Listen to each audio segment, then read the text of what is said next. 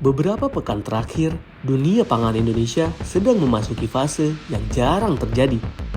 Kita melihat langkah-langkah ekstrim, keputusan tanpa kompromi, dan serangkaian momen yang membuat publik bertanya, sebenarnya ada apa di Kementerian Pertanian saat ini?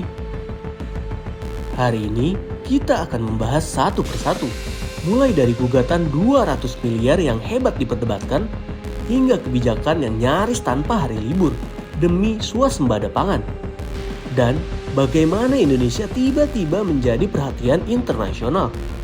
Ini bukan sekedar berita, tapi cerita tentang arah baru kedaulatan pangan Indonesia dan figur di baliknya, Menteri Pertanian Andi Amran Sulaiman.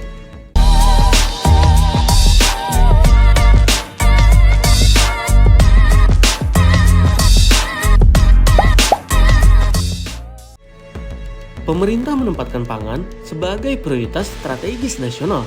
Di tengah tekanan geopolitik dan ancaman krisis global, Kementan berada di garis depan. Namun, dalam beberapa bulan terakhir, nama Andi Amran Sulaiman tidak hanya ramai karena kinerja, tapi juga karena gugatan perdata 200 miliar yang diajukan kepada salah satu media nasional. Kuasa hukum Amran, Chandra Mulyawan, menegaskan bahwa gugatan itu bukanlah upaya membungkam kebebasan pers, melainkan untuk menjaga martabat 160 juta petani. Menariknya, dari 200 miliar gugatan, kerugian material hanya 19 juta. Sisanya adalah kerugian imaterial yang menyangkut nama baik dan reputasi.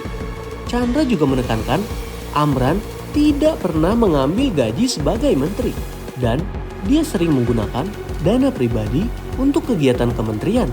Artinya, framingnya jelas. Ini bukan soal individu, tapi pesan kepada publik bahwa sektor pangan adalah ranah sensitif yang tidak boleh dipermainkan. Tak lama setelah gugatan itu mencuat, Amran mengumumkan sesuatu yang mengejutkan di Makassar. Sejak hari itu, di Kementerian Pertanian tidak ada lagi hari libur. Setiap hari adalah hari kerja, karena target Presiden Prabowo sangat ambisius. Kita juga sekarang di bidang pangan, ini salah satu prestasi kita yang sangat melegakan kita. Saya memberi waktu 4 tahun untuk kita kembali swasembada. Ternyata tim pangan kita berhasil insya Allah swasembada dalam 1 tahun. Saudara-saudara, kita berada di bulan Oktober.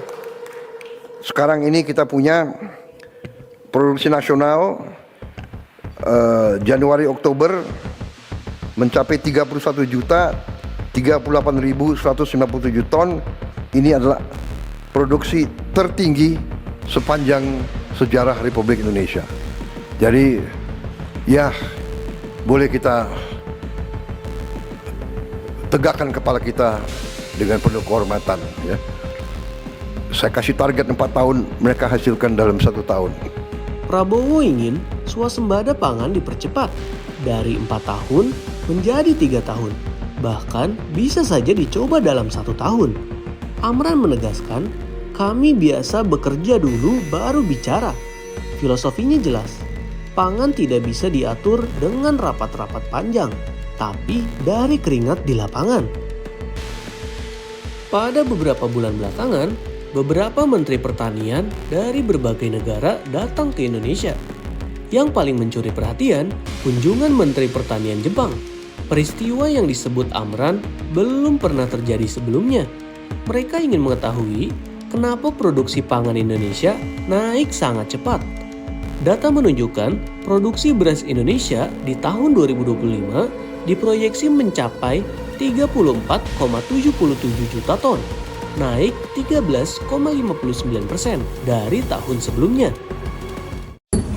Hari ini kita mendapatkan kabar gembira. Baru saja diumumkan oleh BPS bahwasanya diprediksi produksi kita tahun ini adalah 34,77 juta ton. Artinya ini naik dari tahun lalu 4,15 juta ton. atau 13%. 13,59%. Ini naik. Ini berkat kerja keras kita semua termasuk teman media. Organisasi Pangan dan Pertanian Dunia atau FAO menilai Indonesia berpeluang menjadi produsen pangan terbesar kedua dunia setelah Brasil. Ini menjadi narasi baru bahwa Indonesia tidak hanya negara agraris, tapi sedang menjadi kekuatan pangan global. Selain memastikan perkembangan swasembada pangan, Amran juga turut menjaga stabilitas harga. Hal itu terlihat saat Amran turun langsung ke Pasar Legi, Solo untuk memeriksa isu kenaikan harga beras. Di lapangan, harga ternyata stabil. SPHP di angka 12.000 per kilo, premium di 13.000 per kilo. Amran menegaskan, pangan tidak boleh menjadi alat provokasi politik, terutama ketika menyangkut rakyat kecil. Pedagang juga mengaku harga beras cenderung turun dan permintaan naik. Kementerian berkomitmen untuk terus turun ke lapangan, mengawasi data, harga, dan menghindari manipulasi. Ketegasan Amran sebagai mentan juga terlihat saat dirinya melakukan inspeksi mendadak di Sukamandi, Subang, Jawa Barat. Pada saat inspeksi tersebut, Amran menemukan fakta mengejutkan. Dari 300 hektar lahan negara, hanya 1 hektar yang dioperasikan. Sisanya disewakan ke pihak luar. Di tempat itu juga, pejabat eselon 2 dan 3 yang terlibat langsung dicopot statusnya. Amran memerintahkan seluruh Balai Besar Perakitan dan Modernisasi Pertanian atau BRMP untuk memproduksi benih unggul dan membaginya secara gratis. Hal itu bertujuan agar lahan kembali produktif maksimal dalam 3 bulan ke depan. Ketegasan Amran itu memberi pesan sangat jelas, penyimpanan sekecil apapun tidak akan ditoleransi. Segala manuver yang dilakukan Amran di Kementerian Pertanian menuai pujian dari DPR. Ketua Komisi 4 DPR, Titi Soeharto, menguji peningkatan produksi dan kesejahteraan petani. Nilai tukar petani tercatat 124,36, jauh di atas target. Impor beras dihentikan di tahun 2025. Produksi naik 13%. Stok bulog pun mencapai level tertinggi. Bahkan, distribusi pupuk dinilai lebih sederhana dan murah. Semua ini menjadi sinyal bahwa swasembada pangan era Amran bukan lagi mimpi, tapi sedang bergerak menjadi fakta.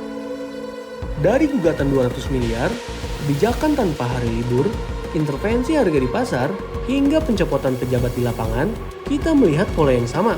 Ketegasan, kecepatan, dan tekanan pada integritas.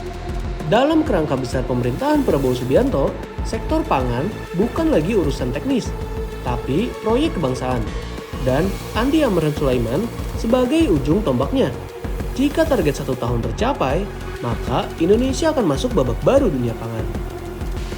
Bagaimana menurut kalian tentang langkah-langkah ini? Apakah kamu setuju dengan ketegasan yang diterapkan? Atau ada bagian yang perlu dievaluasi? Klik like, komen, dan share agar bisa terus mengikuti perkembangan swasembada pangan sekaligus bisa menjadi bagian dari Bicara Bangsa.